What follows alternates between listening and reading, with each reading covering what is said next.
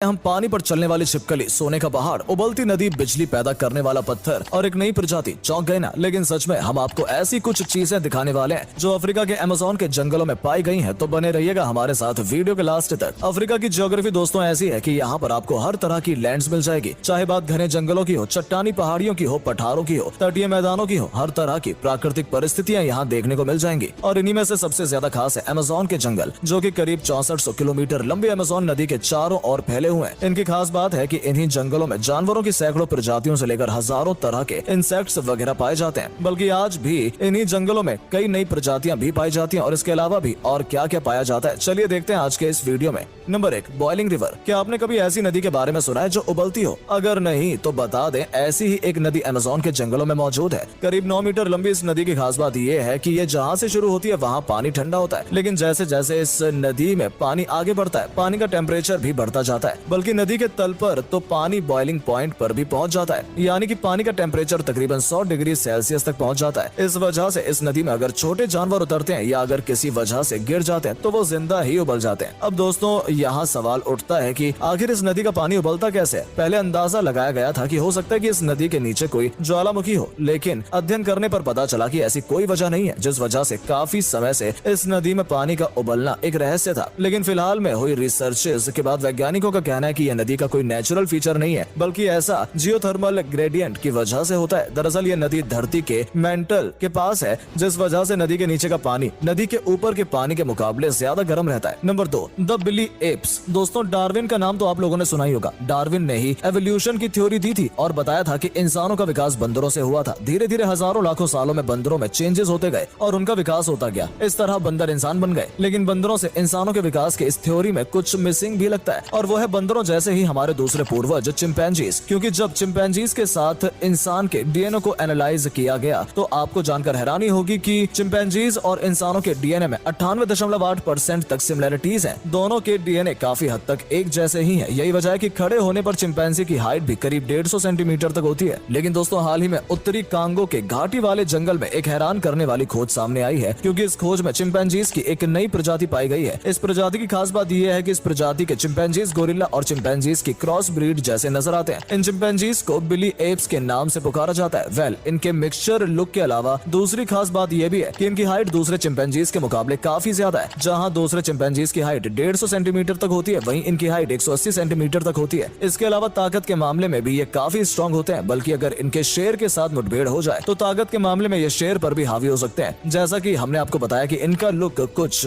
गोरिल्लाओं से मिलता है, लेकिन असल में ये गोरिल्लाओं के साथ रहते भी नहीं है। वहीं इनके आहार की बात करें तो इनका आहार भी चिंपैंजीज जैसा ही होता है। आपको जानकर हैरानी होगी कि जब पहली बार इनसे सामना हुआ था तब इनका व्यवहार भी गोरिल्ला और चिंपैंजीज से अलग नजर आया। इन्होंने क्योंकि अटैक करने के बजाय पहले करीब से जांचा कि कौन शिकारी है कौन नहीं, और फिर पीछे हट गए। वैज्ञानिक फिलहाल इनके व्यवहार वगैरह और दूसरी चीजों पर अध्ययन कर रहे हैं कि आखिर ये किस तरह के एप्स हैं। क्या ये गोरिल्ला और चिंपैंजीज की मिलीजुली प्रजाति है, या चिंपैंजीज की अलग प्रजाति, या एप्स की कोई दूसरी ही अलग प्रजाति है? Number 3, the gold mountain. Congo Africa में सबसे ज्यादा सोना पाए जाने वाले क्षेत्रों में से एक है। आपको जानकर हैरानी होगी कि कांगो में पिछले कुछ सालों में सोने का उत्पादन पिछले उत्पादन के मुकाबले 3 से 4 गुना तक बढ़ गया। 2021 में कांगो में गोल्ड प्रोडक्शन 43,000 किलोग्राम बताया गया था। सोने को जिस तरह से हासिल किया जाता है उसके लिए एक लंबी प्रोसेस लगती है और काफी मेहनत भी। लेकिन आपको जानकर हैरानी होगी कि कांगो में कुछ समय पहले एक ऐसी अनोखी जगह मिली जिसने पूरे कांगो को चौंका दिया। यही नहीं, जिसने भी इसके बारे में सुना हैरान रह गया, क्योंकि कोई भी कल्पना नहीं कर सकता कि सोने का पहाड़ भी हो सकता है। जी हाँ, सोने का पहाड़। जी हाँ, कांगा के लोगों को एक ऐसा ही सोने का पहाड़ मिला था। शुरू में यह पहाड़ सोने का बना हुआ ही लग रहा था। ये खबर जैसे ही लोगों को पता चली तो हजारों की संख्या में लोग खुदाई करने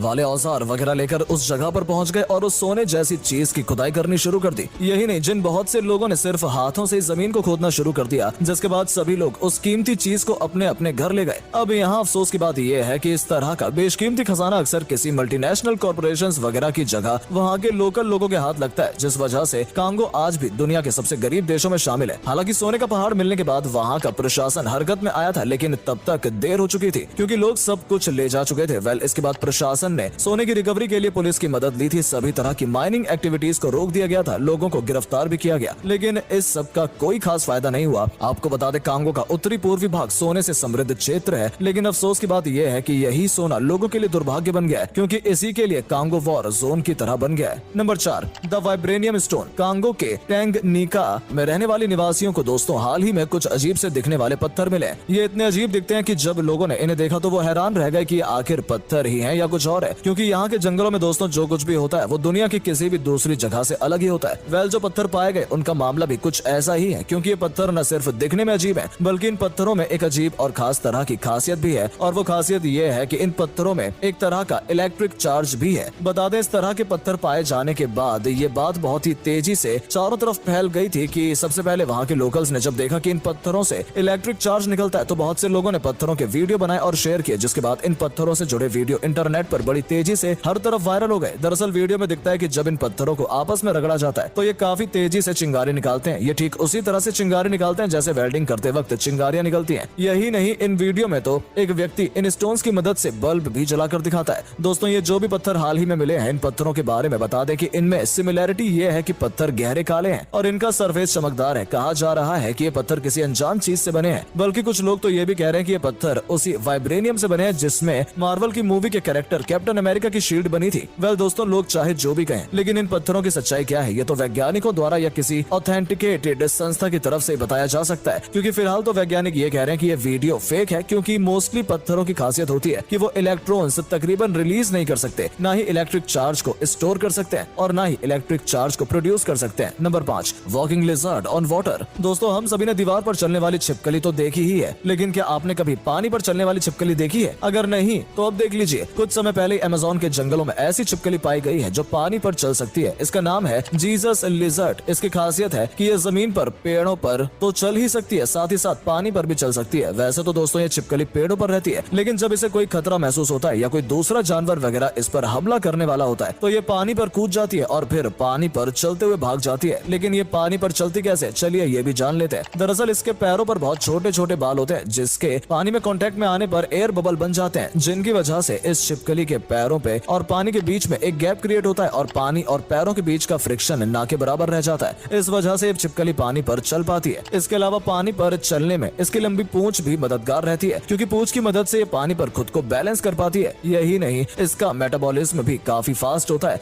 इसकी वजह से ये पानी में गिरते ही तुरंत तेज गर्मी पैदा कर पाती है, जिस वजह से इसके पैरों और पानी के बीच में फ्रिक्शन घट जाता है और ये पानी पर चल पाती है। हालांकि इस बारे में वैज्ञानिकों की अलग अलग राय है कि ये छिपकली इन्हीं वजहों से पानी पर चल पाती है या इसकी कोई और वजह है। आपको क्या लगता है दोस्तों? कमेंट करके जरूर बताएं। वेल दोस्तों, इस वीडियो में हम यहीं पर समाप्त करते हैं। आपको वीडियो कैसा लगा कमेंट करके जरूर बताएं, और अगर आप हमारे चैनल पर नए हैं तो चैनल को सब्सक्राइब